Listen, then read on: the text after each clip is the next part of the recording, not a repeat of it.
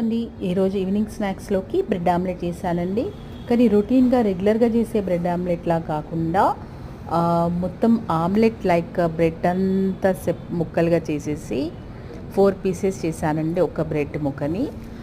ఇంకా దాంతోపాటు ఏం చేశానంటే బ్రెడ్ ఆమ్లెట్కి కావాల్సిన ఆమ్లెట్ మిక్చర్ అంతా రెడీ చేసుకున్నాను.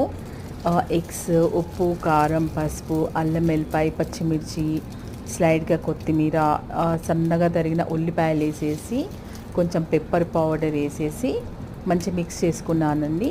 దాంట్లో నేను 4 పీసెస్ చేసి కట్ చేసి పెట్టుకున్న బ్రెడ్ ముక్కలని ఒకటోటి డిప్ చేసుకుంటూ పెంచు పైన వేసానండి, తవా పైన వేసాను. ఇది కొంచెం ఆయిల్ తోటే అవుతుందండి, చాలా బాగుంటుంది. సిమ్లో పెట్టాలి, గ్యాస్ని సిమ్లో పెట్టేసి 2 సైడ్లు మంచి ఫ్రై అయ్యేటట్టు వేయించాలండి.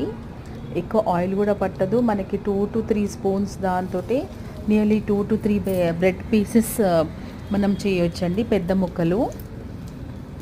ఈ 2 సైడ్స్ ఫ్రై అయ్యాక సాస్తో కానివ్వండి, టీతో కానివ్వండి తింటే చాలా బాగుంటుంది. ఈరోజు ఈవినింగ్ స్నాక్స్కి అయితే ఇవి చేశాను. ప్రోటీన్ కంటే ఇంకా చిన్న చిన్న పీసెస్ ఉంటాయి కనుక ఇన్కేస్ మనకు పాసిబిలిటీ ఉంటే మార్నింగ్ టైం ఉంటే మార్నింగ్ టైం కూడా మార్నింగ్ బ్రేక్ఫాస్ట్కి కూడా బాక్స్లో తీసుకెళ్ళొచ్చు. పిల్లలకు కూడా షార్ట్ బ్రేక్ స్నాక్స్కి కూడా ఇది మనం బాక్స్లో పెట్టొచ్చండి. వాళ్ళకి పిల్లలు కూడా ఇష్టంతో తింటారు. బ్రెడ్ అంటే పెద్ద పీస్ ఉంటుంది, బ్రెడ్ ఆమ్లెట్ అంటే అది కొంచెం డిఫరెంట్ ఉంటుంది. ఇది మాత్రం చాలా బాగుంటుందండి. దట్ ఫ్రై అవుతుంది కదా, 4 సైడ్ ఫ్రై అవుతుంది.